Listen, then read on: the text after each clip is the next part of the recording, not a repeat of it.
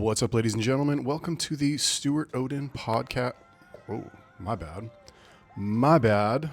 The Stuart Oden podcast, where I, your host, Stuart Oden, will be talking, monologuing, if you will, for an hour about whatever my genius, brilliant, gifted, tortured mind decides to talk about for the next hour and change. So today is, what is today?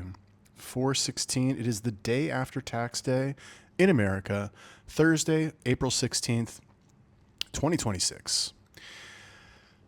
Taxes, huh? You know, the American tax system is pretty fucked up, in my opinion. You know, we've got all of these things that we pay for other people, but we have so many problems in the United States, and why don't they just take all of that money and fix the problems in the United States first?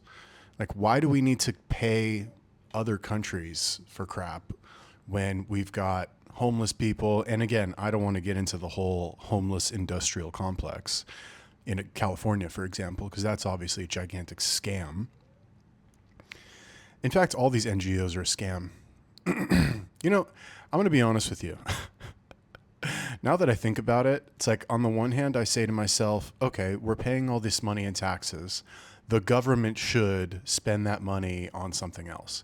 But the government is so retarded most of the time that when they try to spend money on anything or put like personnel behind any goal or task, they're going to fuck it up and do it wrong, and it's going to be totally corrupt because it's run by morons. There's no accountability, and everybody involved just sees it as a quick and easy payday to scam the government with no oversight.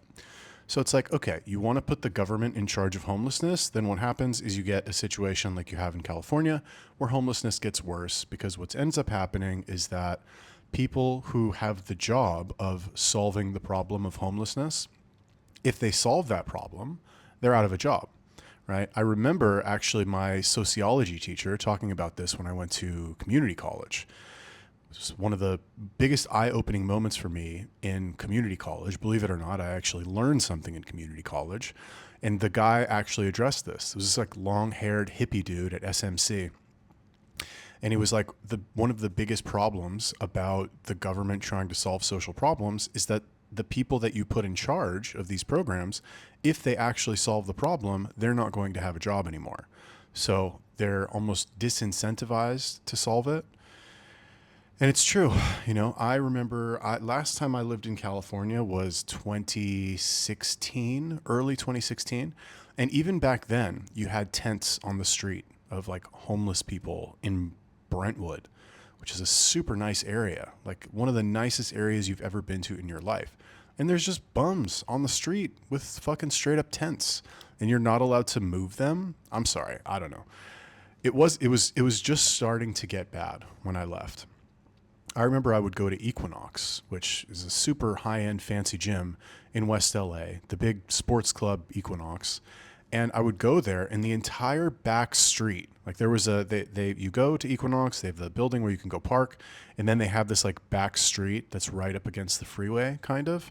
And that's where you would go park if you didn't want to pay for the parking. Go and try and find a parking spot there.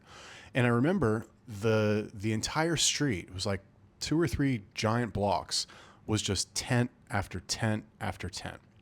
I do remember, however, that there was one like homeless guy there, and I would always see him with a broom outside his little tent sweeping around. And I was like, okay, well, I guess at least that guy's trying to keep his shit clean.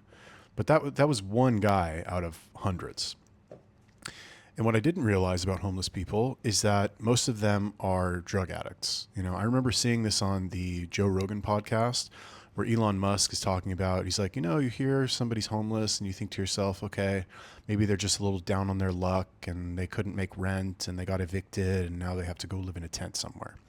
But really what is the case for most of them is that they have a drug problem and they're on fentanyl or heroin or something else. And they let that totally consume their lives to the point where they don't care about anything other than getting high. And then they turn to the government to pay for their tent, I guess. They get food, they get showers, they get free needles, they get all kinds of stuff to help them facilitate the continuation of their drug habit so that they can stay homeless and so that these organizations can continue to get paid. Because, believe it or not, they get paid per homeless person that exists. So if you have more homeless people in your state, then you are going to make more money. And that's really fucked up. Imagine that the goal of your organization is to solve homelessness, but the government basically says to you, okay, your job is to solve homelessness, but the more homeless people there are, the more we're going to pay you. So like, yes, you are supposed to solve homelessness, but we're going to disincentivize you. We're going to punish you if you solve it. And we're going to reward you if you just spin your wheels and make it continue to grow.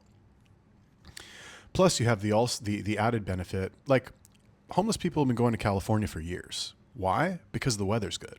You can be homeless in Santa Monica 9 months out of the year and you're good. 12 months out of the year, you could be good homeless in California.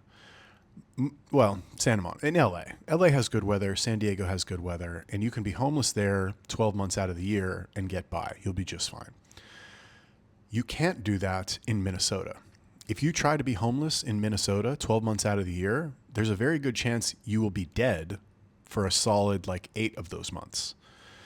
And that's why people go to California, because they know, these homeless people know, they're like, well, you know, I could stay in Arkansas where like they throw rocks at homeless people in the street, or I could go to California where I get free food and I get a government tent and I get free needles so I can shoot my drugs and they won't send me to jail if I get busted and I get to go take a shower at some government facility anytime I want. I mean, you're paying these people to show up. And oh my God, Austin's a dump, dude. I remember when I went to Austin. Okay, so if you want to live, if you're a young single man and you want to live in the United States and you're a go-getter and you've got money, you don't have a lot of options, right? The United States, in my opinion, and I've lived all over the world, is a very boring place to live for a young single man, unless you're bringing in like $500,000 a year and it's easy and you can just go blow money anywhere. But if you're not, you've got a couple choices. You've got Miami, you've got Austin. You could make the argument for New York City, maybe LA, maybe San Diego. And then there's a couple other like lesser cities like Dallas, Houston, what else? Atlanta, I guess, if you like that vibe. I don't personally, but sure. And Austin is one of them. I don't know if I said Austin. But anyway, I went to Austin for the first time to really go and spend some time there about a year ago before I came to Thailand. And I was like, all right, let me just go see what Austin is like. Let me experience the vibe. And Austin has 2 things going for it. Okay, 2 things. Number one, the girls there, super slutty. Sorry, Austin ladies. I know you would define it differently, like you're sexually liberated or whatever. But from a man's perspective, we're not going to do that much thinking about it. Like you're down to fuck, basically, if you're in Austin and you're a girl. And they're white also, which me personally, I prefer white girls, just saying. You have other races there. You have black, Latino, whatever, but lots of slutty white girls, which I think is great. Number 2, good thing about Austin is that it's Texas. Texas is, if I didn't prefer Miami, let me put it to you like this. If Miami didn't exist, I would live in Texas. Texas is fucking awesome. The vibe there is good. The people are nice. Everything is cheap. It's warm, at least. It's not freezing like other places in the US. And the best thing about one of the best things about Texas is the barbecue culture. Like there's a grocery store, a local Texas grocery store called H-E-B.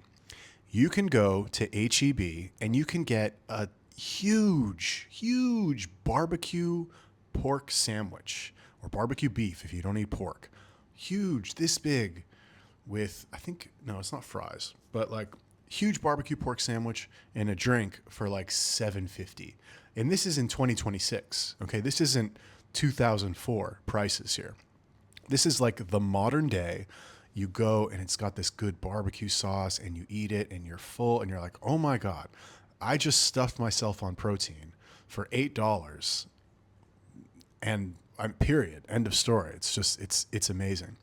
So you've got slutty girls, you've got good vibes in Texas, and you've got cheap protein, which, I mean, I don't think I've ever heard anybody say that cheap protein is like one of the reasons they want to move to a city.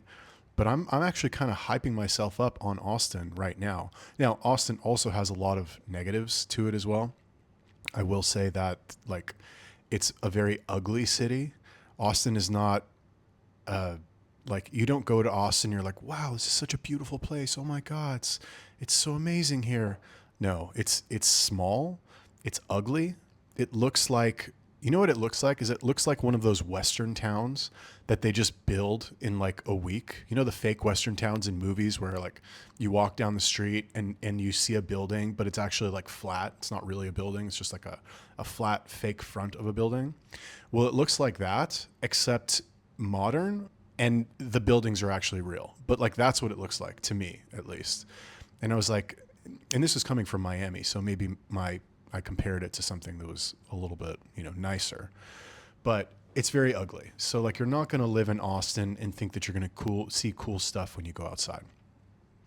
And then the homeless people in Austin, it's disgusting. It's like, I remember when I got there, and you don't see a lot of homeless people in Miami. They just, I don't know. They're not there. They get kicked out of the nice areas, or it's too hot. I'm not really sure why, but in Austin, you see them everywhere. I remember I landed from my flight early in the morning, and I went to like the main part of downtown because that's where my hotel was. And I go there and I'm like, look at all these nasty ass, like scary, junky bums just hanging out around. And I'm, you know, when you show up to a place with your giant suitcase and your backpack with your laptop in it, you feel very vulnerable. You're like, if I had to fight off a junkie right now who tries to rob me, I'd have a tough time of it because I got this giant suitcase and a computer on my back. It's not a really easy thing to do. So anyway, whatever, nothing happened, and it's not a problem, but like, it's just an ugly, gross, boring city. However, lots of slutty white girls, cheap protein, and it's cheap in general to live because it is Texas. You do have a lot of like weird, they're not even hippies, dude. Hippies are like the old version of woke progressives. There's no more hippie. I mean, there are hippies here and there, but like, hippies have been replaced with like the short, fat, dumpy, like butch lesbian with a man's haircut and, you know, piercings everywhere, who hate white people. I don't know. And they are white also. They just hate white men. Hate straight white men, I guess. That's an overgeneralization. I don't, you know, whatever. But yeah, I mean, like I said, if I ever find myself back in America and for some reason I don't want to live in Miami, I probably will choose Austin. I don't know. We'll see. It'll probably be Austin or maybe California if California ever gets its shit straightened out. Yeah. So I'm from LA. LA is a great place, or LA was a great place. Amazing weather. You know, when you're from LA, you don't understand how important the weather is. You just don't, you have no frame of reference. You think when you grow up in LA that it's normal to go outside in any kind of clothing and not think to yourself, oh, I need another layer, or, oh, I should have worn shorts today.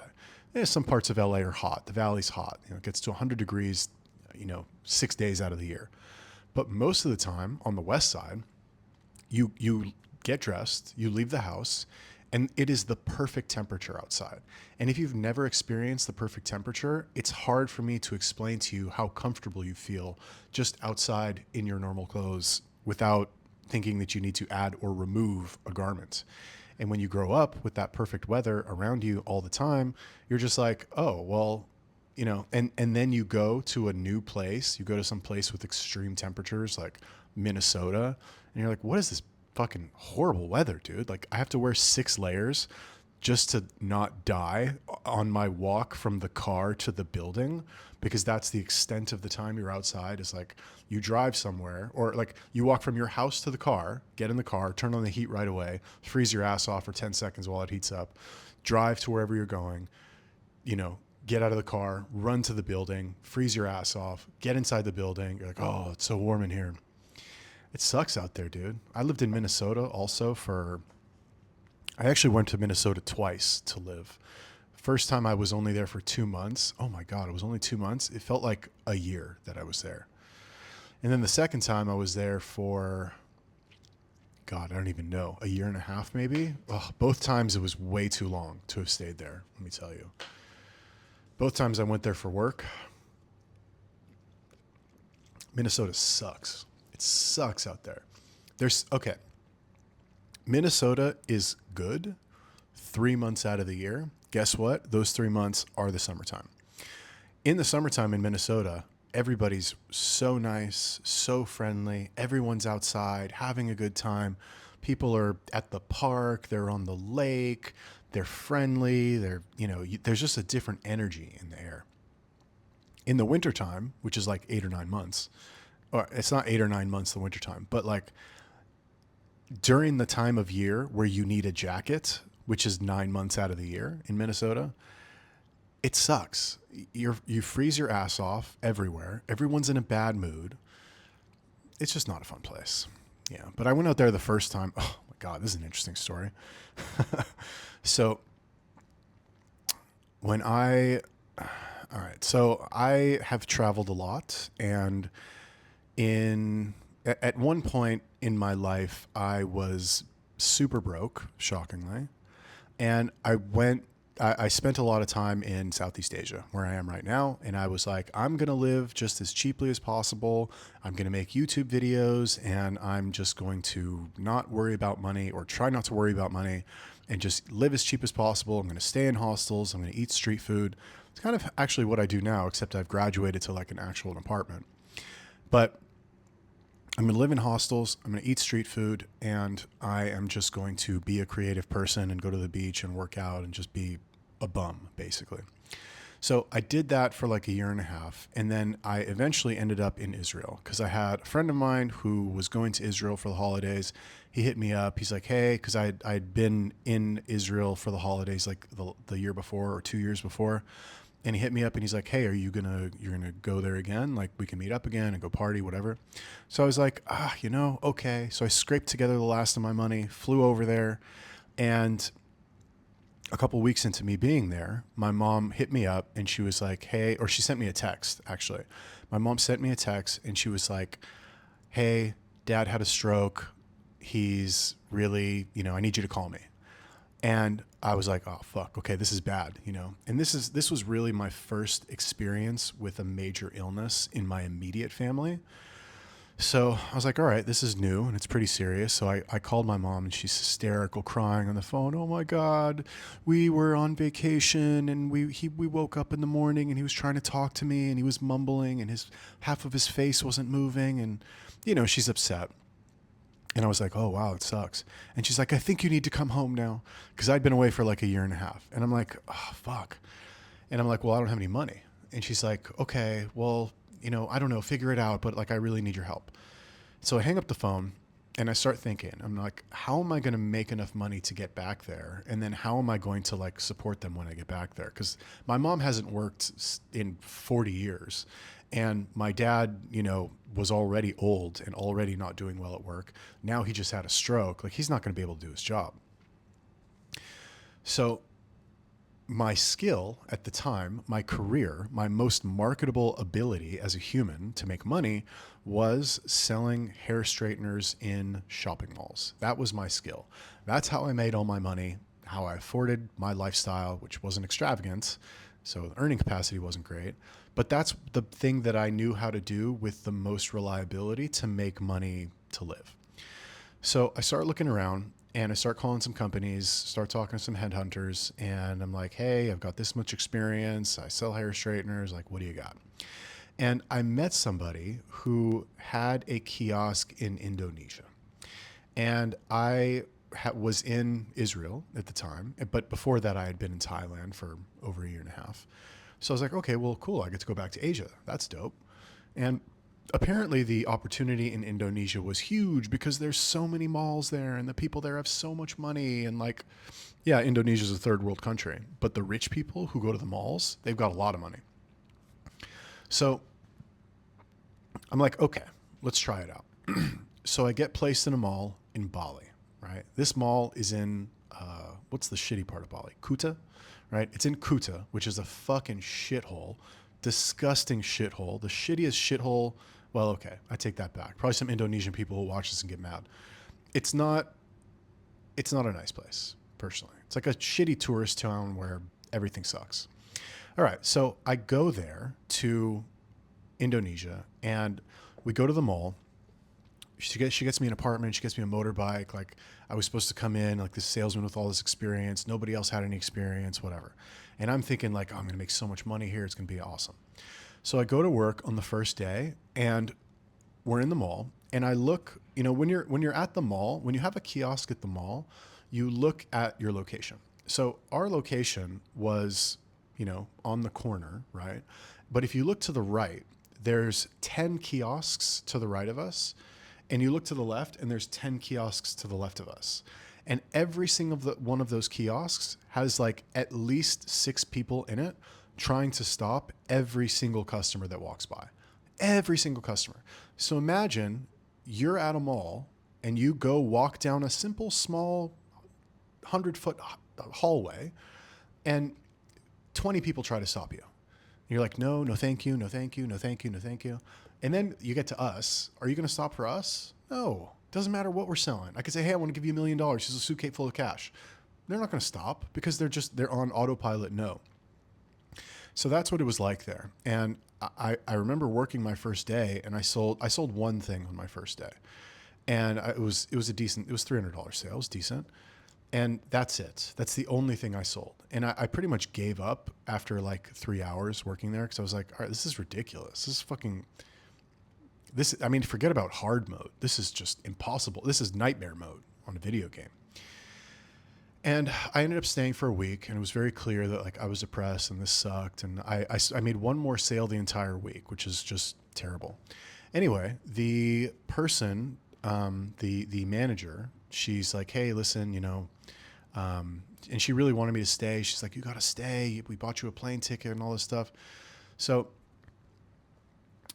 long story short, I started looking for another job because I knew I couldn't stay there. I wasn't going to make any money. I got this family problem. So I talked to somebody else. I don't remember how I had this connection, but how was it? Oh, I don't remember. Whatever. Anyway, I knew this guy through a friend of a friend, I think, and he had hair straightener kiosks in Minnesota, and it was Mall of America.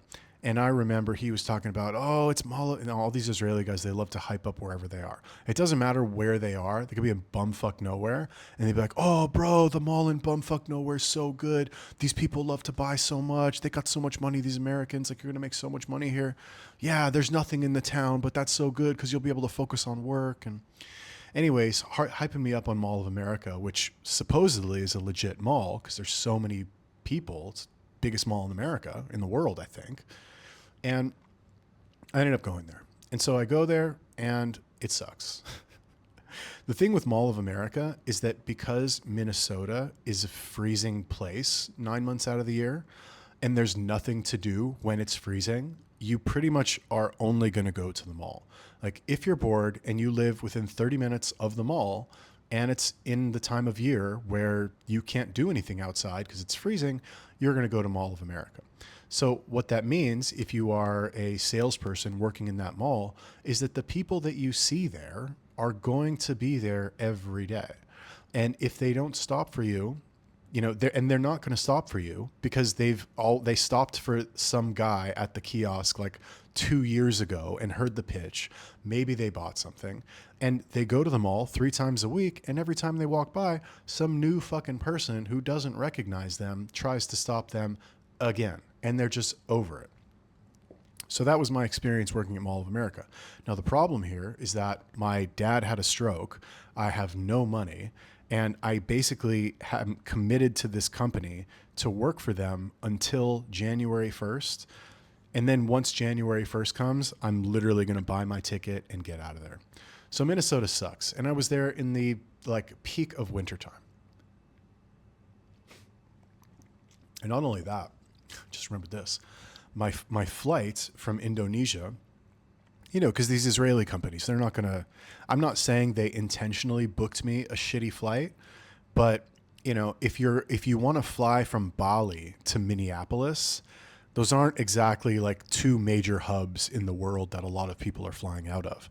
Like I don't remember how many connecting flights I had, but it was a lot. And the total time that like from the moment I left to the moment I got there was like 24 hours. And you know, you sleep a little bit on the plane, but it's not really sleep. And you like wake up and you're groggy and you go to your connecting flight and I don't know, whatever. Anyway, long story short is I got there and I slept for like 2 days straight before it was time for me to work. And it sucked.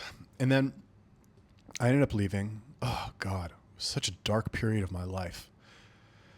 So I leave. Am I just going to tell my life story in this video? I guess. Maybe I'll get some clippable moments here. So let's see what happened after that. That was 2019? Well, that was 2019. Fuck, man. That was a rough period for sure. This was right before COVID too. So like winter of 2019 going into 2020, I work in Minnesota, save $5,000 and fly out to where my parents were living in California. Now, in California, they had a house that they had owned. Their rent was $2,200 a month, and they were making no money. And I just remembered this. They were behind on their mortgage like 10 months, I think. So to me, as a renter, I've never missed a rent payment. My whole life. I've never like had to call my landlord and been like, hey, I don't have money for rent this month. Like, I'm going to get it to you soon. I promise. Like, no. To me, that's just insane how somebody can live. Like you agree. I'm going to pay for this place where I live, where I keep all my shit. And I'm going to pay you on the 1st or between the 1st and 3rd of every month, whatever. Anyway, they were 10 months behind on the mortgage. And I was just like, I remember learning that from them. And I was like, you haven't paid this in 10 months. Like, what have you been doing? Because I remember they would send me messages. Hey, we're at lunch. We went to lunch today. I'm like, what are you doing going to lunch? Go make some fucking money. Go sell shit on eBay. I don't know. Fucking teach English overseas on the internet or something. But they made no effort to make any money. I mean, I guess my dad was like kind of trying to work, but you know, I don't know. I think he was just demoralized or depressed or something. I'm not really sure. I'm not really sure what happened to them, to be honest with you, because it was just, I remember getting there and I was like, wow, you guys are really fucked up, huh? Like I've been out in Thailand, traveling around, living in hostels. And I'm not saying my life was, you know, rainbows and gumdrops the whole time. But I was getting by. I was good. I was having fun. I was working out. I was meeting people. I was eating food that I liked. I don't know. And I come back and they're just like depressed as hell. So anyway, my dad has a stroke. I end up going back and I'll tell you, I'm just going to rant here, I guess. This is just going to be me ranting about my personal life. Great episode. I'm sure everyone will love to listen to this someday in the future when I'm famous. I remember getting back.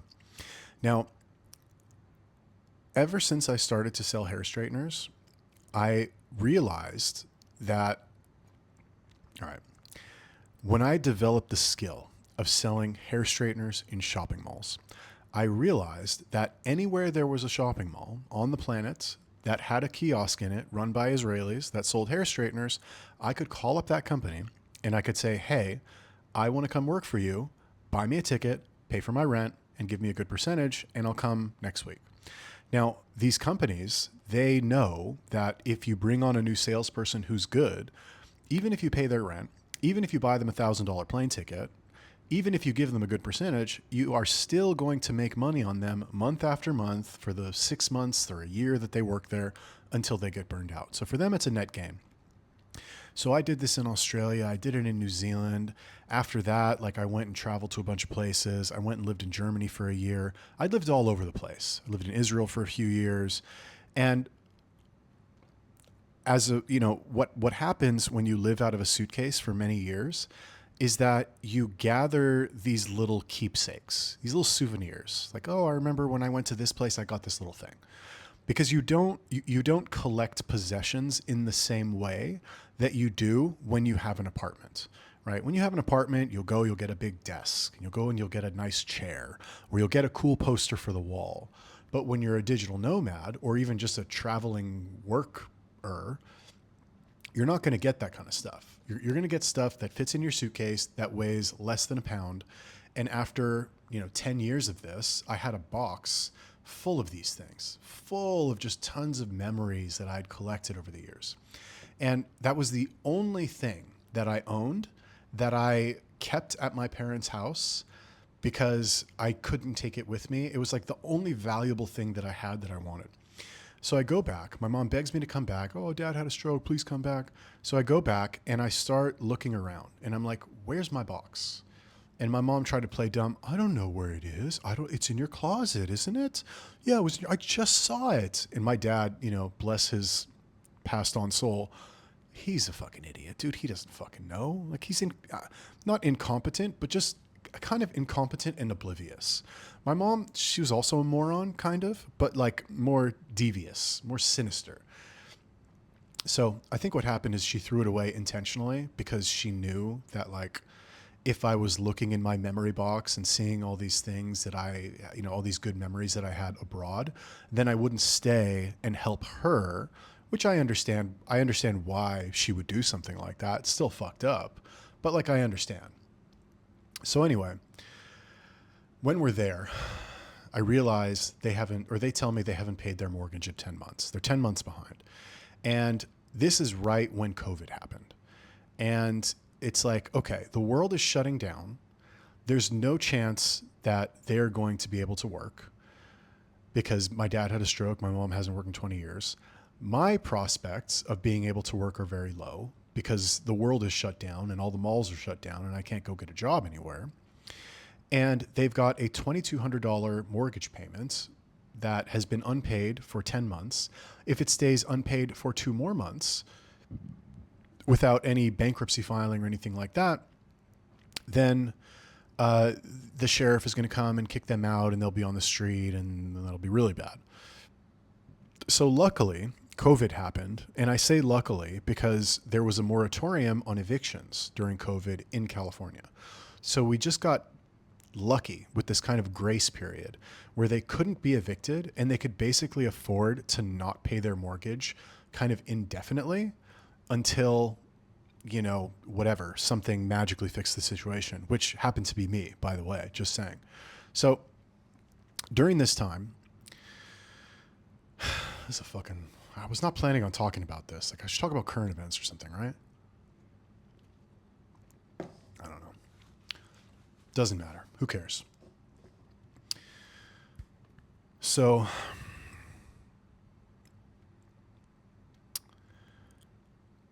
basically I realized that they haven't paid the mortgage in 10 months. They have a $2,200 mortgage payment they need to pay.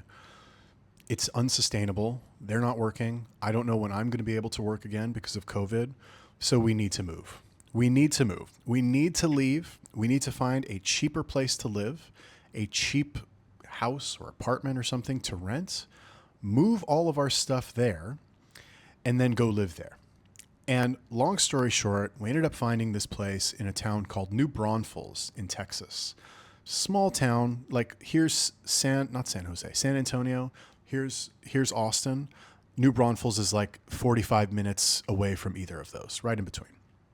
So we end up moving there. Mortgage payment goes from $2,200 to $1,700.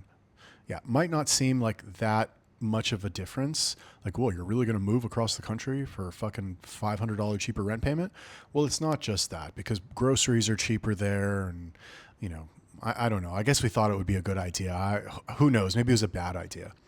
So I end up moving across the country to Texas, and now I'm in a situation. I'm like, well, fuck. Okay, now I have to live with my parents because my earning capacity is done for. They are not able to make any money. My dad's health is declining, and my mom is hysterical every day about like, oh my God, I miss my husband. Oh, honey, I just wish my husband was back to normal. And it's like, I understand your husband had a stroke. It sucks. He's, deteriorating. Of course, I get it. But what do you think you're doing by coming to me and stressing me out by complaining? Like, what is that? Does that make you feel better by putting that on me? No, it doesn't. It just makes you more hysterical, and it irritates me because I can't do anything about it. What can I do about it? You miss your husband. Okay. That sucks.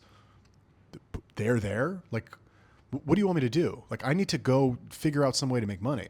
I need to keep my mental state right as well so that I can be productive and I can fucking help out here because he's not going to do it. You're not going to do it. Was the dog going to fucking do it? No, I got to do it. So shut the fuck up. Leave me alone. Anyway, it's a big issue for me, as you could tell.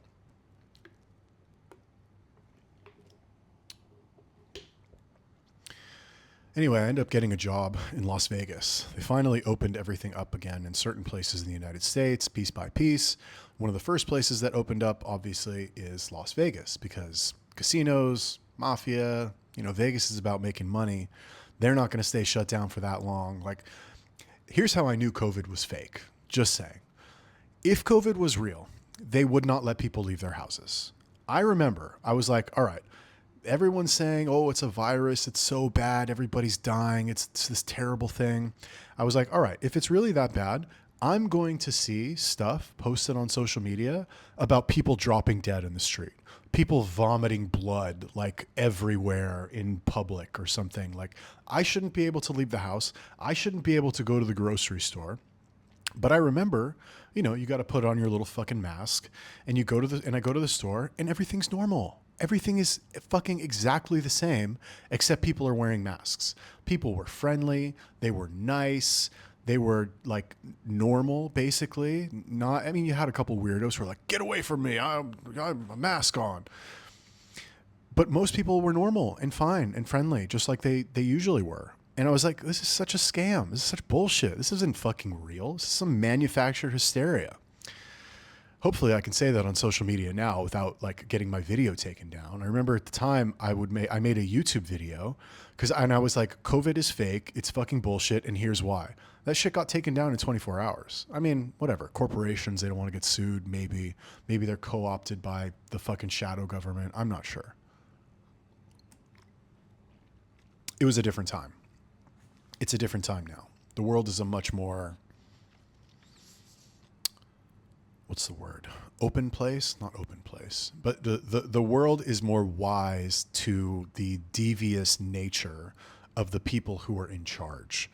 They know that you're being lied to. Like, we know we're being lied to all day, every day, by politicians, by the media. They're trying to control us. They're trying to take away our power. They don't give a fuck about us. They just want more money.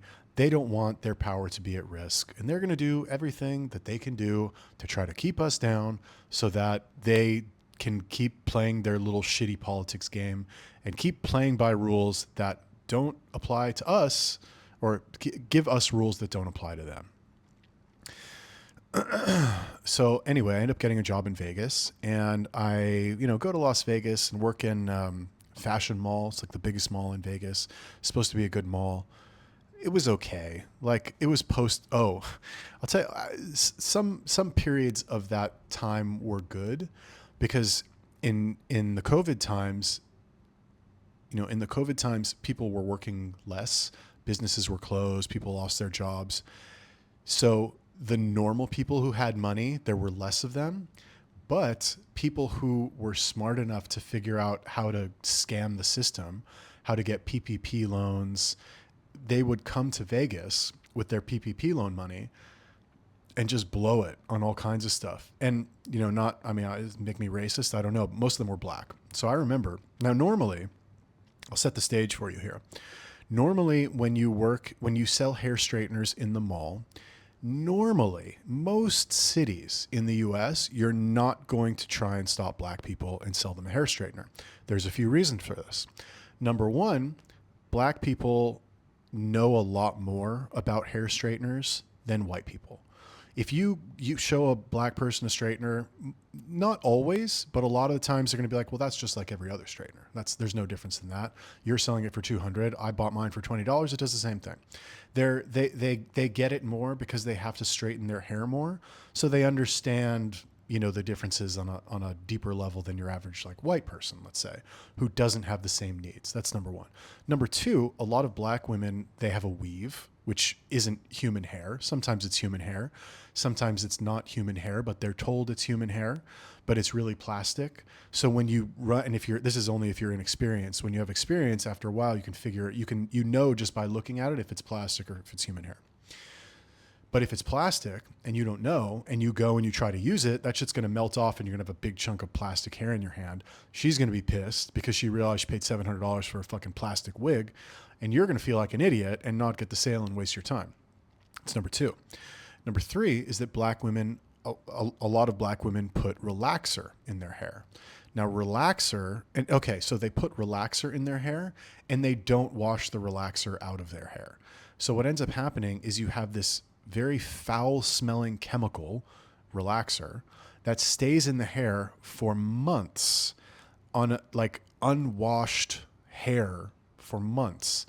And it doesn't smell great, but when it smells really bad is when you take a fucking 400-degree hair straightener and you go like this and it smokes, and the whole area around the kiosk just stinks like burning relaxer. And once you know that smell, anytime you smell that smell, you're like, oh, is somebody doing a demo on a black person? This is terrible. So the point is that most of the time you don't end up stopping black people to try and sell them something. Some places that have like rich black people, like maybe some suburbs of Atlanta or something, you'll sell to them or whatever. I'm not trying to be racist, just telling you how it is. However, during the COVID period where the PPP loan scam was a thing in Vegas at this mall, oh my God, we would stop not every black person, but like you can tell the black people who go to Vegas who have a little bit of money and are there to blow the money and don't fucking care. I remember one way that you could tell, it's so crazy because it's whatever, it's a stereotype, but fine. But you would see these black ladies and they would go to the mall in a bikini, and they would wear like a fishnet bodysuit, okay, like a white fishnet bodysuit with a neon green bikini, or a neon green fishnet bodysuit with a pink bikini or something. And like you spot them from a mile away. And for some reason, that these ladies are going to buy, and those are the ones that have money, and you wave them over. And I wasn't as good as some people as like stopping and selling to these black ladies, but some of these Israelis were fucking really good, and they could spot them and bring them over, and $700 later, man, they were all having a great time. Why did I tell that story? I don't remember. Anyway, so I ended up working in Vegas for about almost a year. 2021, left Vegas. Well, okay. This was the plan. All right. So 2020, the height of COVID, Vegas seemed like my only option. So I'm in Vegas, living in an apartment, end up giving my boss notice, and I say, hey, listen, I'm going to quit the first of the year, and I'm going to leave the apartment, give me a couple of weeks or I think actually the boss even offered me if I wanted to stay in the apartment. The boss had gotten me a car, he'd gotten me an apartment, I had to pay for them, but still, like, he organized them for me. He was a nice guy. I should have been nicer to him. But anyway, I told the boss, I was like, okay, I'm going to leave Vegas, and you can take the car back, put somebody else in the apartment. And I told my parents, I was like, hey, listen, I'm going to come stay with you guys for a few weeks while I figure out like where I'm going to go next. And during this time, I hadn't heard from them. Like I wasn't getting the hysterical messages from my mom every day. So it's like, okay, things are probably pretty good. When I got there, I found out that it was quite another story. My mom was on the fucking warpath. Now, I wouldn't realize this until many years later, but she actually had what's called borderline personality disorder. Now, you probably haven't heard of borderline personality disorder. You're like, is that even a real thing? Is that bipolar? What is that? So, okay, Amber Heard, right? Did you watch the Johnny Depp trial with Amber Heard, and you heard all this fucked up shit that Amber Heard did, and like you just kind of imagined what kind of a crazy, abusive, psycho bitch she was? Well, my mom has the same, like she's borderline personality disorder. She has the same thing my mom has. Now, my mom never shit in my bed that I know about, and she didn't try to cut off my finger. So perhaps not as extreme as Amber Heard, but that kind of similar, I guess. I don't know. Maybe painting her in the same light as Amber Heard is a bit of an exaggeration, but it's the same thing. It's the same thing. So anyway, I get there, right? I leave Vegas, I go back home, and I'm like, all right, I'm going to stay here for 6 weeks while I figure out where to go work next, take a little break. I've just been working for 9 months, chill out, see the parents, visit, fine. So I go there, and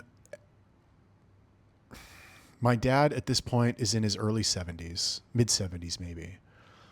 And one of the things that drove me crazy about being around my parents, like this was the thing that made me dread going back there, is not how they would talk to me. Never really bothered me how they talk. I mean, okay, fine. Your parents are always going to infantilize you a little bit. They're always going to treat you like a little kid, which is annoying when you're fucking 40 years old, but whatever. Okay. Part of the game. What I really couldn't stand was how my mom acted towards my dad. You know, because he's old. He's in his fucking mid-70s. He's had a stroke. His memory is shit. He'll tell a story about like, oh, I remember one time when I was here and I did this and I said this to this person. And my mom will be like, that's not what happened. Oh my God, I can't believe you said that's what happened. She wouldn't say you're so stupid. How could you say that? What, you seriously don't remember? And she would just berate him like endlessly. And he would be like, oh, okay, well, I guess that's not what happened. And I watch this and I'm like, you know, I wouldn't say anything the first 10 times it happened. But then after that, okay, maybe the first 5 times. After that, at some point, I would just be like, what the fuck makes you think you can talk to him like that? And I would stick up for him. I would start fighting with my mom.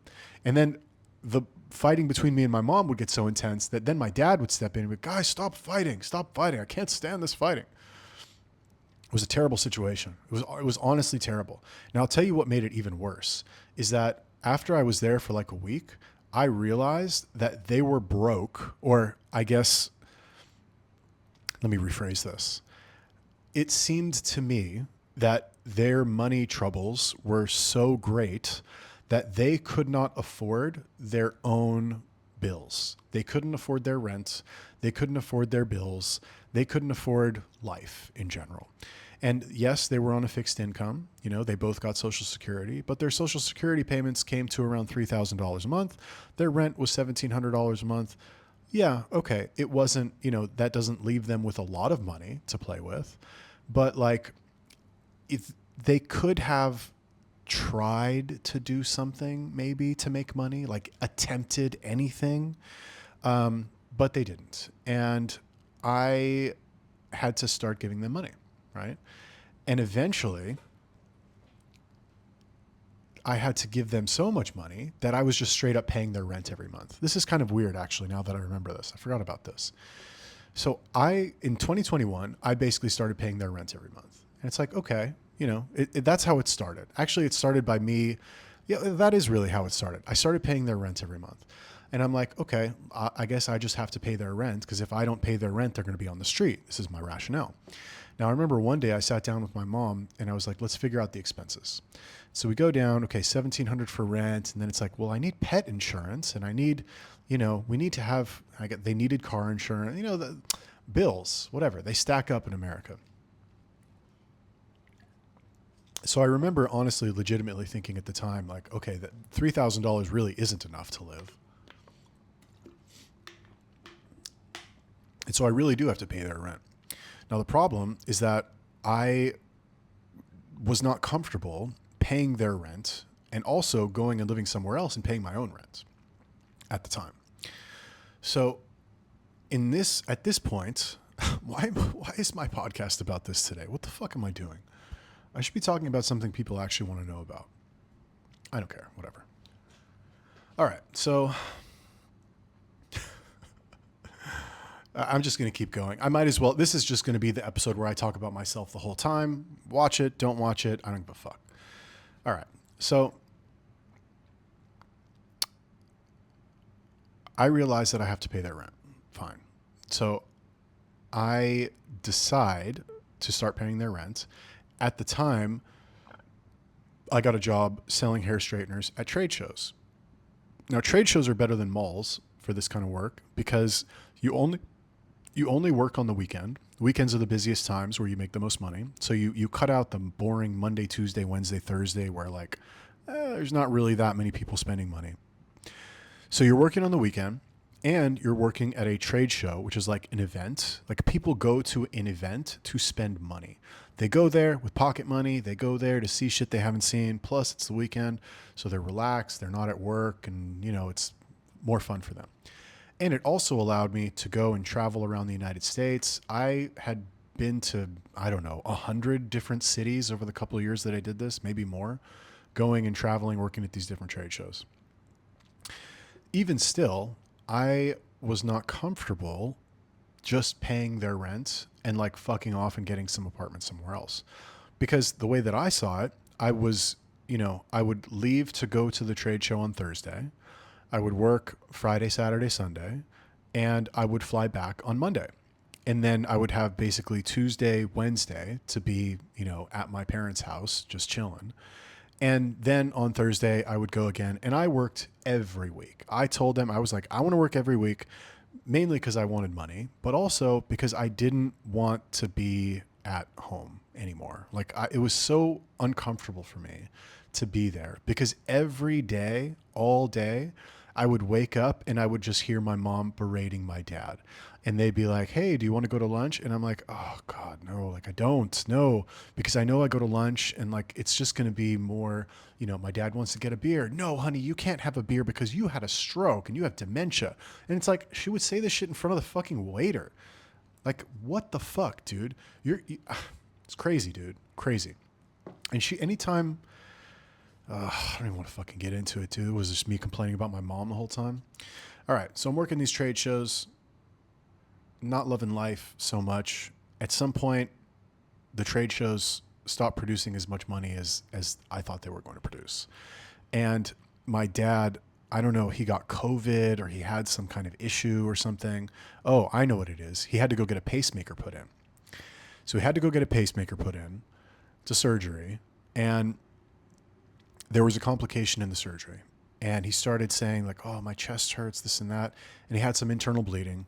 So they had to go do another emergency surgery. It was all fucked up. They ended up saving his life, but he had to be, I don't know if he was put on oxygen or he was in a coma or something for a few days. Anyway, it didn't do him any good. Like he'd already had a stroke. Then he was in a coma, so his brain is like slowly taking these hits that are making it not work so well.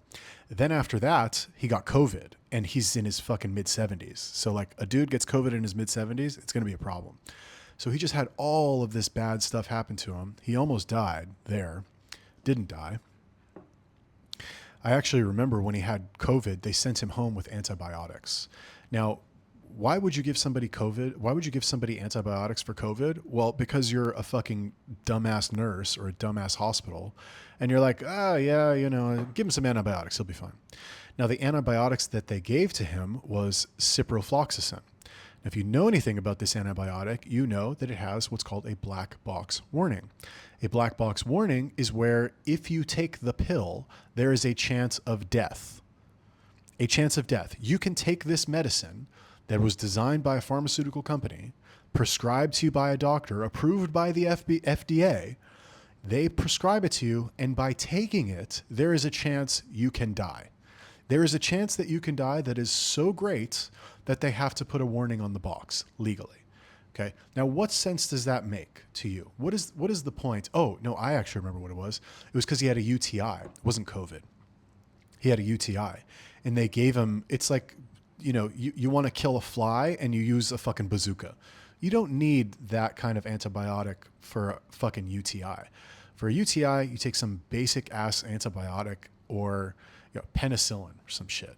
Or what you can do, which is what I did, because my dad ended up taking ciprofloxacin for like 3 days. He was getting worse. He was deteriorating. And I told my mom, I was like, this antibiotic is going to kill him if he keeps taking it. We need to get him on something else. And she's like, listen, I'm not going to get involved. You think you know better. The doctor gave him something. Like, if you want to do something, go ahead. I'm not touching it. She didn't want to take responsibility. Understandable. I knew about this. So I flushed that shit down the toilet. I ordered him some D-Manos on Amazon, gave him that shit. It was better in 24 hours. Now, you could say like, oh, you should take the antibiotics for the whole... No, fuck that shit, dude. That's bullshit. D-Manos, what it does is it binds to... What does it do? It does something to the lining of your bladder that like makes the bacteria that causes a UTI not be able to attach itself to the bladder. And you piss it out literally like in an hour. Pro tip, if you have a UTI, go buy some D-Manos on Amazon. It's like $30. You take a spoonful every hour for like 6 hours. No more UTI. Done. It's gone. No antibiotics, no drinking fucking cranberry juice. You don't need any of that shit. So I give him that and he starts to improve. Great. What the fuck where was I with this fucking story? All right. Anyway, long story short. So at a certain point, I'm trying to deal with all of these problems, right? Like I'm working trade shows. It's stressful. I got to make sales. If I don't make any sales, I don't make any money. My mom's texting me every day. Oh my God, this bad thing happened to your father. He said this, he did this, blah, blah, blah. Sometimes it was real. Sometimes it was bullshit, I think, or exaggerated. So I'm like, all right. And not only that, I had to file for bankruptcy. Right? We rented out their house that they owned and we were still making mortgage payments on this house. So there was just a lot of shit going on. So I was like, you know what? We're going to sell the house. I've decided we're selling the house. And my mom was hysterical all the time. She's like, okay, whatever. I don't care. And so I had to sell the house. I've never fucking sold a house before. I don't know what the fuck I'm doing. Managed to work with a real estate company out in La Quinta. Great real estate company, by the way. They fucking sold that shit no problem. We made after paying back the loan and, my parents had taken out a bunch of credit cards under my name and racked up a bunch of debt while I was, away abroad because they couldn't pay the mortgage and my dad was having trouble with work, whatever. So I paid that off, paid everything off. We pocketed about $200,000. Now me, in my infinite wisdom, I thought to myself, okay, my dad is in his mid-70s, has had a stroke and clearly having some brain trouble. My mom is in her, late 60s, not good professionally, really in any sense of the word. So now we have 200 grand. I should be the one who decides how we spend this money. Amazing. Now I'm also a fucking retard, apparently. And my heart was in the right place to spend this money. Okay, so I decided that the entire $200,000 should be spent in a way to try to produce some sort of income, right? In my mind, if I could take that 200 grand and I could somehow turn it into something that generated $10,000 a month, I'd be like, okay, money well spent, because now we have income. Now I don't have to stress every month, like, oh, are we going to make rent? Am I going to be able to pay for some hospital treatment that my dad needed because he's fucking old? Or like one of the dogs bit another dog and we had to take her to the vet and the stitches are $450, some bullshit, right? I didn't want to worry about it anymore. And I didn't want to have to grind at these shows anymore. And I didn't want to live with my parents anymore. So I had all these problems. So I'm like, all right, I'm going to buy a business. Because on the one hand, yes, I could have started a business, me with no business experience, didn't know how to make a fucking dollar in business at all. But I was like, all right, let me buy a business. So I go online, I go on flippa.com and I start looking for websites to buy, businesses to buy. And I settle on a skincare company because I had experience selling skincare, or cosmetics company. I had experience selling cosmetics, skincare, hairstyling tools, whatever. So I was like, okay, this is an industry that I know. And this business was generating, maybe like $7,000, $8,000 a month in profit. It was drop shipping, basically. And the guy found a couple products on AliExpress and he set up a website and some ads on Facebook. And the site was valued by Shopify at $150,000. And I was like, all right, great. This is a steal. And I ended up paying, oh God, it hurts me to say this. I paid $50,000 for that business. $50,000. And what happened is that after buying it, the Facebook after I bought it, Facebook dropped an update on their ad platform, as they do every 4 to 6 months. And this update killed the ads completely, totally destroyed. Right? The ads that were once profitable, no longer profitable. And me with no business experience, I didn't know how to make new ads. I didn't know how to tweak the settings and do the creative and make the videos. And I was just so overwhelmed that I was like, all right, so this has just been a waste of $50,000, number one. Number two, I need to figure out a way to get some traffic for this blog. So I was like, oh, I'll start for this website. So I was like, oh, I'll start a blog. So I would spend the first like 4 hours of every day writing these boring ass, this was before AI, writing these boring ass articles about, top 10 shampoo brands for curly hair, best eyebrow shaping tool for blonde women, whatever. All this like dumb SEO garbage. It was boring out of my mind, but I was determined and I wanted income. So I did it. Long story short, didn't go anywhere. All right. So there's 50 grand down the toilet. So after that, I was like, all right, maybe I got the wrong idea here.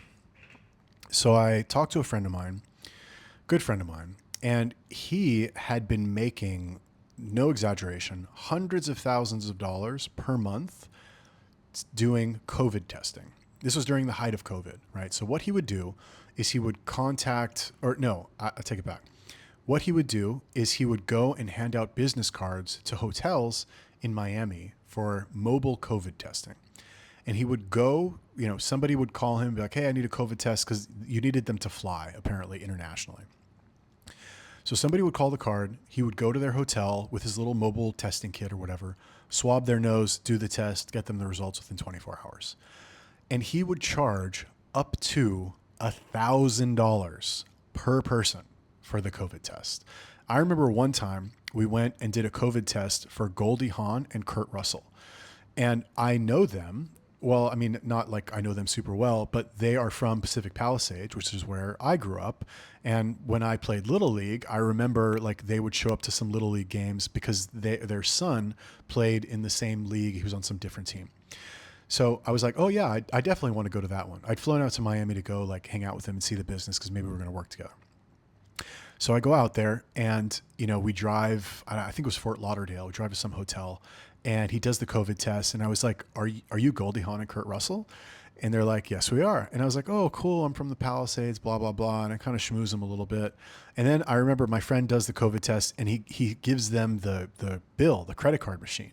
And it was like $1,600 or something for a fucking COVID test. And I remember Kurt Russell looks at it. He's like, holy fucking shit. We're never doing that again. And I was like, I guess that's the price. Sorry, buddy. So yeah, I also did a COVID test one time for the Wolf of Wall Street for Jordan Belfort. So I go out to Miami and my friend is like, hey, do you want to come do a COVID test for Jordan Belfort? And I was like, okay, sure. And so we go out, we go to, I think it's Miami Shores or whatever. There's like a part of Miami where it's like just some islands that are connected by a road or a bridge or something. Super nice houses. All the celebrities live there, whatever. So we go to his house and sure enough, there he is with, I guess, I don't know if it's his wife or girlfriend, some like beautiful woman, and they're sitting on the couch. And, it's awkward to do a COVID test for somebody because you got to take a fucking Q-tip and stick it in their nose and like wiggle it around and stuff. And so my friend, I guess, let me do it or made me do it or something. So I go over there and I, take the Q-tip and wiggle it around and I'm trying to think of something to say. And so I was like, hey man, I got your sales course and I haven't gone through it yet, but I'm really excited to do it because I love sales and blah, blah. And he's like, that's great, man. That's great. And then I did his wife too. And that was it. It's not a particularly eventful story. But he's a nice guy. I mean, sample size of one, but my experience with Jordan Belfort was he was very polite and very cordial and not an asshole. So take it for what it's worth. So yeah, that was interesting. He probably doesn't remember that. I doubt he remembers that. I mean, I know it was a memorable event, me asking him that question, but like, yeah. So the reason I went out to Miami to visit my friend is because he had this mobile COVID testing business, was making hundreds of thousands of dollars per month. And this was kind of when COVID was winding down. But he says to me, he's like, listen, we're crushing it in Miami. And he's going, handing out business cards to these hotels. People are calling him. He's doing multiple tests per day. And he's like, I need more people. You know, I'm me and my friend here, we're doing this in Miami.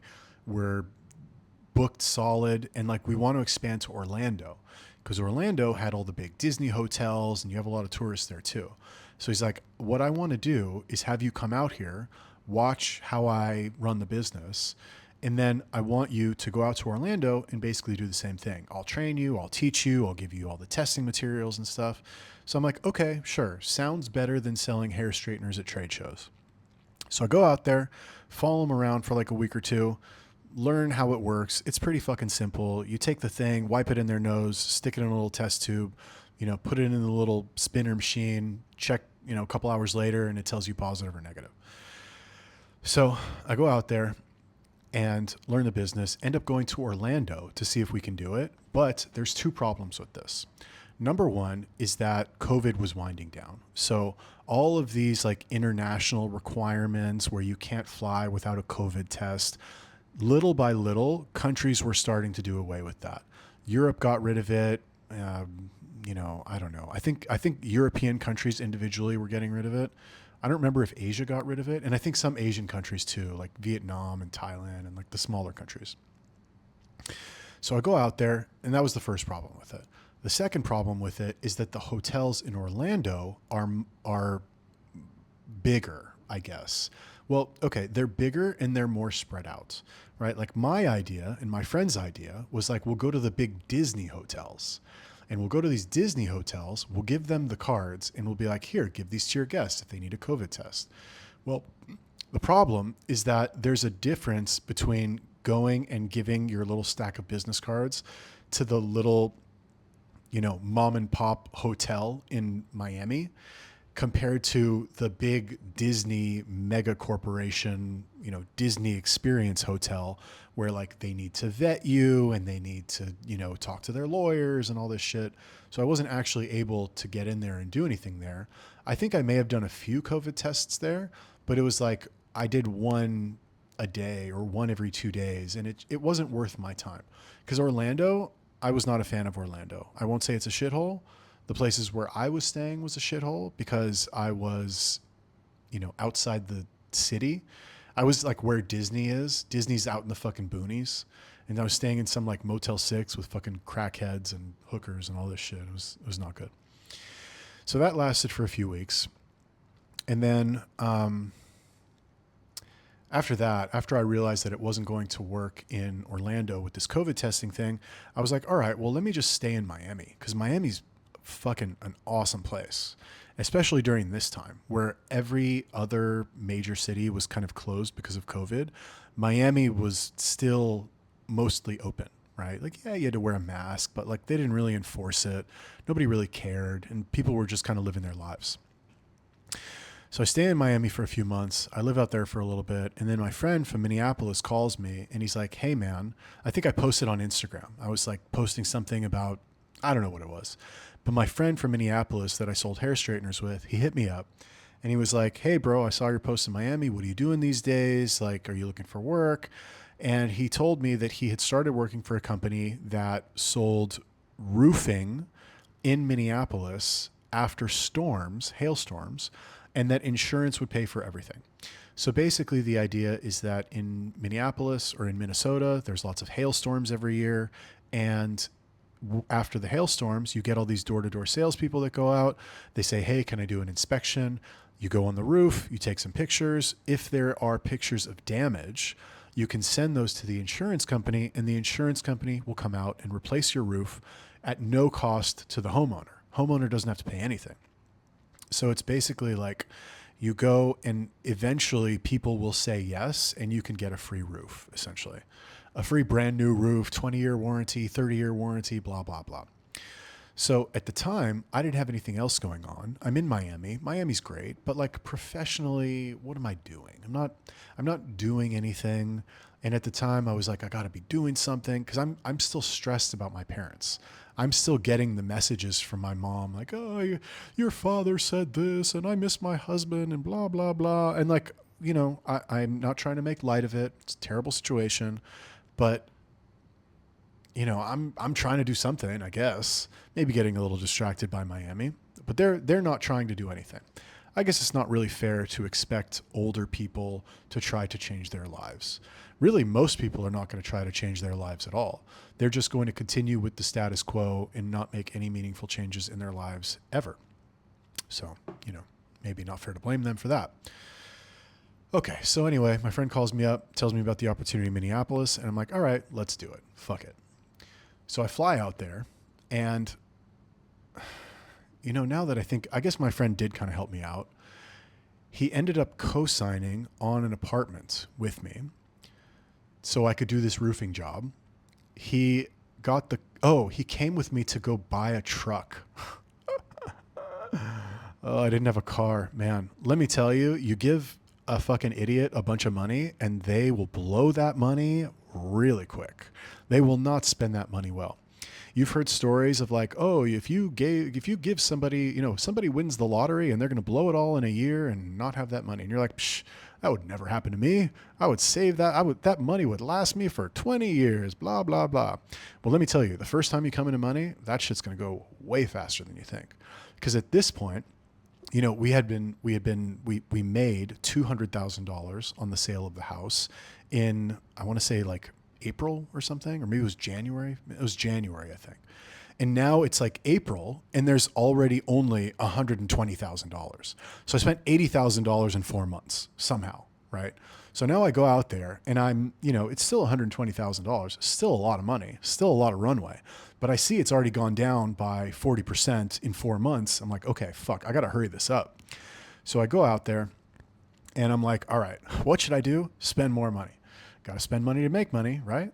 So my friend, he co-signs on an apartment with me and I need a car. The company that I decided to go to work for, they have cars that they can give to salespeople, but they want to see you like work for a month or something first before they let you use the car. So I go with my friend to a used car dealership, and this should have been a red flag, but I remember when we go to the dealership, it was their last day before they shut the dealership down. And I didn't think anything of it. I was very naive and I wasn't really looking for red flags. And I was excited about buying a car. I was like, oh my, because this is the first car I ever bought myself. I'm 38 years old, never bought a car in my entire life. Not, just because I traveled or I was in the army or whatever. So I'm like, oh, I get to buy a car. And so we go out there and I'm looking at all the stuff they have. Oh no, I remember. I saw an ad, I think on Craigslist for a truck. It was, what was it? I think it was a Dodge Ram. It was a huge Dodge Ram. It might have been, I think it was kind of old. It was like maybe 2000, well, not that old. It was like 2016, I think. 2016 or 2000, I don't know, whatever. It was this huge ass Dodge Ram, right? Big tires, lifted. It was just this manly looking fucking truck. And I was like, I want to buy that. It was $8,000. Boom, 8,000 cash. Here you go. I bought that shit and they're like, yeah, you should probably take it to like a shop. Cause it was one of these places where you buy it as is. And like, you just better hope that it isn't fucked, and that you don't need to put a lot of work into it. So I go out there and I buy the truck. I think it was $6,000. It was $6,000, $8,000. I think it was $6,000 actually. It was a good deal. So whatever. Anyway, I go there and I use the truck for like 2-3 weeks. I'm going to calls or whatever, knocking on doors, going to neighborhoods. And one day I'm driving the truck and I'm like walking past it, about to get in. And I see that there's like part of the truck hanging from the bottom of it, like on the floor. And I'm like, okay, well, that's not good. That's not supposed to be like that. Oh, and by the way, after I bought it, I never took it to a mechanic. I'm like, I'm sure it's fine. Won't make that mistake again. So I walk by the truck. I see the thing hanging on the floor. And I'm like, okay, well, I should probably take it to a mechanic. And so I go and drive it to like a special Dodge Ram mechanics, like maybe 20 minutes away. And I drive it down there and I'm waiting for the guy and he goes and checks it out. And I go check it out a couple hours later and he's like, yeah, I want to say drivetrain. I don't know about cars, but like, I think he said drivetrain. He's like, yeah, your drivetrain fell out basically. And I'm like, okay, well, is that bad? And he's like, yeah, that's pretty bad. And he goes, did you drive here? And I was like, yeah. He's like, well, You're lucky, because if you could have lost control of the car and then you would have crashed on the freeway and you'd probably be dead. I was like, okay, well, good to know, I guess. And I asked him, I was like, well, how much is it going to cost to fix? And he's like, it'll probably cost you about $5,000. And I was like, well, fuck, I paid $5,000 for it. Like, I'm going to pay another $5,000 to fix it. And so long story short, I decided to not pay to fix the car, and I just left that shit there. And so I don't know, maybe they chopped it up and sold it for parts. I have no idea. I was not in a particularly responsible period of my life at this time. I was like, look, I don't want to deal with it. Like, turned off my phone and went back to work. So after that, the company let me use one of their minivans. So I went from having like this like badass monster truck kind of thing to going and driving, a soccer mom minivan to pick your kids up from fucking volleyball practice. It was kind of a downgrade, but at the time I didn't care. I wanted to go and sell and make money and just do my job and be done with it. Now, the roofing job in Minnesota, to be perfectly honest with you, that was not such a bad job. Going door to door, knocking on doors, like, it's not that bad. Actually, like, you think it's going to be really bad. You're like, oh, knocking on doors, they're going to reject me. But it's actually pretty fucking chill. You go, you knock on the door and you're like, hey, what's up? My name is, I would say, my name is Stuart. I'm from, what's the fucking company called? I don't remember what it's called. Roofing, Minnesota Roofing. What the fuck was it called? I don't know. It's on the tip of my tongue. Hey, what's up? My name is Stuart. I'm from Minnesota Roofing. We're here doing inspections for the hailstorm. Are you cool if I go and do an inspection on your roof? It's free. Something like that. I used to say it more, it was a better way that I had refined my pitch after a while. But like, that was basically the idea. Like, hey, what's up? There was a hailstorm recently. Can I go check out your roof? Maybe we'll get you a free new roof out of it. And sometimes, you get the door slammed in your face a few times. You get some people like, there was no hail here. And when you would say, well, actually, according to this app, there was some hail here. And, if I could just go check the roof out, I've got my ladder. You don't have to do anything. I'll take some pictures and I'll show you and whatever. So you go up, you take pictures of the roof, usually, right? Sometimes you go on the roof, or sometimes you look at the roof and you're like, I'm not going on that fucking thing. Sometimes that shit is like 20 feet high, and 20 feet doesn't sound like a lot. 10 feet is a lot. But sometimes you go up there and you're like, sometimes you put the ladder on the thing and you're like, I'm not stepping on this fucking roof. It's too steep, it's too high. And you get up there and you're like, oh man, I am fucking not stepping on this thing. I never fell off, but I remember on my first day, my first inspection, actually, you're supposed to buy these special shoes to go on a roof. They're called Tiger Paws. And they've got this like special grip on the bottom that helps you stand on a roof. Now, at the time, I was like, all right, well, let me just go out for a day and knock on doors and see what's up. So I went and I did it on my first day. And I think actually the first door that I knocked on, the guy allowed me to go do an inspection. But I had my tennis shoes on. And so I go up there and I almost fall off the roof. I like stand on the roof. And as I put my foot on it to step to get all the way on the roof, my foot slips and it like almost goes off the roof. And I had to grab onto it and hold on and scramble up to get up there. And I remember turning around and sitting down and my heart's beating like super fast. And I'm like, man, you know what? Fuck this. I'm just going to go back to Miami. But I ended up calming down and I was on the roof and took some pictures, and the guy didn't turn into a lead. Like, he's like, no, there was no damage to the roof anyway. But yeah, so,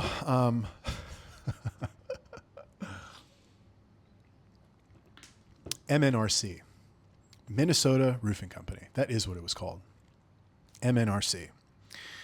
Yeah, so it wasn't such a bad job, honestly. I remember I would go out every day that I would go out to knock on doors. I knew that I could get at least one lead. It wouldn't be probably like the biggest, nicest house, because you get, the bigger the roof is, the more money you make. So if you go to a neighborhood where the houses are like one story and it's like a 1.5 bedroom house, the roof is, I don't know, whatever, small, you're not going to make a lot of money. You make $1,000 from that, as opposed to you go to a nicer neighborhood, there's fewer houses, probably more competition, but that roof, you go up there, the roof is fucking huge because it's a 5 bedroom house. You fix that one, that's $5,000. and I think the most money that I made from one roof was like 5 or 6 grand. So yeah, that was good. And to be honest, like I said, the job wasn't that bad. You think it's going to be really bad because it's knocking on doors or whatever, but it was super chill. And it's Minnesota, most people in Minnesota are nice, especially in the places where you go. I do remember one time, I knocked on this lady's door, or I knocked, so whatever. I go park my car in some neighborhood and I go and knock on the door and I do my little spiel. Hey, my name is Stuart from MNRC. We're doing roof inspections. Can we go take a look? Maybe you guys have some hail damage and we can, whatever. And the lady's like so nice, this Latina lady. Yes, of course. Yeah, go up there. I remember there was some hail.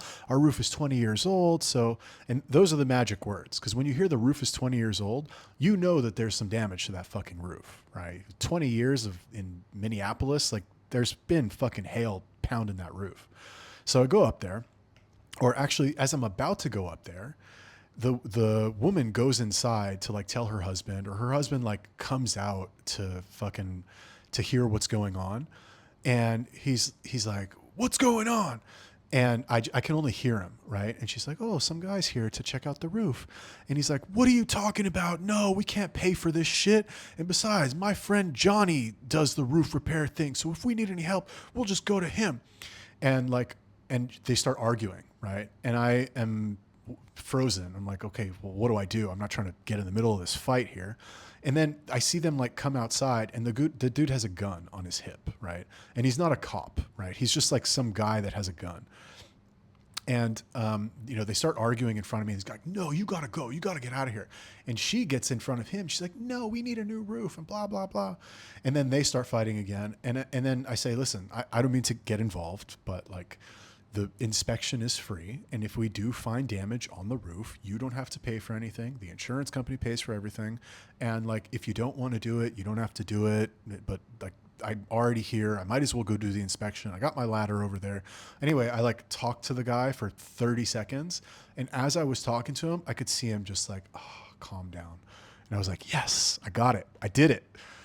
That's the gratifying thing about sales, is that when it's easy to go, and it feels good to go and sell an easy customer who's just like, oh my God, I needed this. Thank you. But it's another thing to take a customer who's aggressive and you say something to soothe them. And they're like, okay, you know what? You got me. You won me over. Let's do it. And I ended up going and doing the inspection for them, and they got approved for a new roof. And the dude was super chill after that. But I'll tell you what the crazy part is.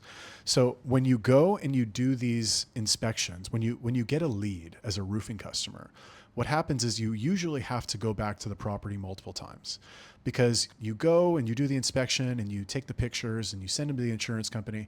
Insurance company says, okay, great, but I need you to go and take a measurement of this or take a picture of that. So you got to go back to the property and talk to the homeowner again and say, hey, I got to measure this thing, and there's this thing on the side of the wall we got to take a picture of. So you got to go back a couple times. So these guys, the husband was always at work. I don't remember what he did, some manual labor job or something. So I go back there a couple times, and the wife was like coming on to me. And I remember they had this, every time I would go there, she would be sitting on the front porch on this like kind of like swing kind of thing, swing bench that had chains from the top. And I remember, going over there, hey, what's up? Like, I just got to take a picture of this thing. And then as I would leave, I would go and I would explain to her what I did, just for kind of peace of mind, customer service. So I remember one time I went and I did that, and I go and I think I had to have her sign something. And she's sitting on the bench thing reading, and she's like, here, just come sit next to me, show me what it is. So I sit next to her and I'm explaining things, and she's just looking at me like this, with this like horny look in her eye. And I'm, trying to focus, whatever. And she was attractive, I would have. And as I am like asking her to do it, she's like, you have the most beautiful eyes. And I'm like, oh my God, okay, I got to get out of here. I was like, well, thank you very much. Please sign here. And, nothing happened. Just because if she was single, okay, sure, maybe would have tried something. But like the husband, I think he was an ex-Marine, and like he carried a gun. And so, I don't need any of that. I don't need no smoke with that guy. But yeah, it was not a bad job. It was not a bad job. I actually ended up getting fired from that job just because during the winter time I just didn't care about it anymore. Like in the winter time, you're not going and knocking on doors, but you're still supposed to call your customers and text them and explain to them what you did and like, oh yeah, we're just waiting for this. And you just have to keep a light touch and keep them updated. And I had totally checked out mentally because once I realized that some of the jobs that I was doing were going to take a year or 2 years to get paid, I was like, I don't want to live in fucking Minneapolis for that long. Minneapolis is great in the summertime. It's great for, I would say between April to mid-September. So let's say we'll say 5 months. You can be outside and not freeze your fucking ass off. You can be outside and it's not dangerous to stay outside for long periods of time. But I don't want to live in a place where I can only go outside 5 months out of the year. So when I realized that I could only, so when I realized that I would have to stay in Minneapolis for a long time to make any money at this job, I was like, I don't want my future to be here. I'm not interested in staying in this fucking frozen wasteland where I can only go outside 5 months out of the year. So I stopped calling my customers, stopped servicing them. And then eventually my manager called me and he was like, hey, listen, man, super professional. These guys were great. Actually, if you're in Minnesota and you need a roof, hit up MNRC. Like they are fucking pros and they are a good team. At least they were in 2022 when I was there. But he hit me up and he was like, hey man, we talked to some of your customers. They said you haven't been responding to them and we've decided to let you go. And because you still have some open jobs with us, we are going to offer to buy you out of those jobs. I was like, okay, great. I didn't know they were going to do that. So they're like, we're prepared to offer you $15,000 for the jobs that you have out, which I think is more than fair. And I was like, you're going to be 15 grand and I don't have to call these fucking people anymore. Deal. Sold. I didn't know that I could do that. I didn't, my next thought or the thought that I just thought of just now that I probably didn't think at the time was like, oh, well, you should have told me that before and I would have just sold you the jobs right away. Yeah, that'd be way better, honestly. But yeah, so they paid me 15 grand. So I had a little bit of money. And by now, most of the money that we had made from selling the house was gone. Like it was gone. And I'm still paying my parents' rent every month. They're still somehow not solvent enough. Like they had $3,000 a month. And at the end of the month, they had no money to pay their rent for the next month. So they weren't even paying their rent. And they were spending like, what are you spending $3,000 a month on? You have no expenses. Okay. Car insurance, I guess. Oh, I mean, I don't know how they had car insurance because neither of them had a fucking valid driver's license. They're still driving fucking cars. I remember my mom, last time I saw her, no, I take that back. When she, eventually my parents ended up I ended up helping my parents move to Miami because where they were in Indiana, and they eventually moved to Indiana, I guess is skipping ahead in the story. Well, anyway, we'll get to that later.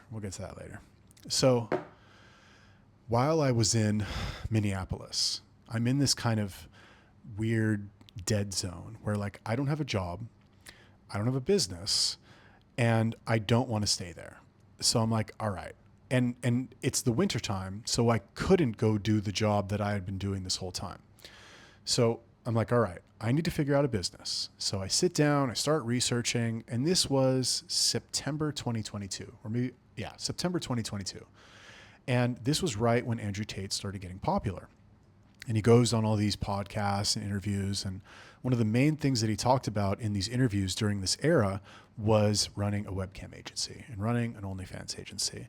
And you know the story. He went on there. He's talking about it. Yeah, I'm fucking all these girls. And, we made hundreds of $1,000s every month. And there's all this drama.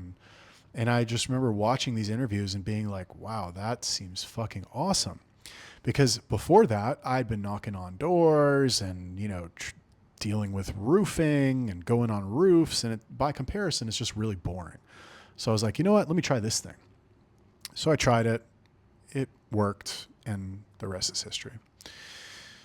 I don't even remember why I started telling that story.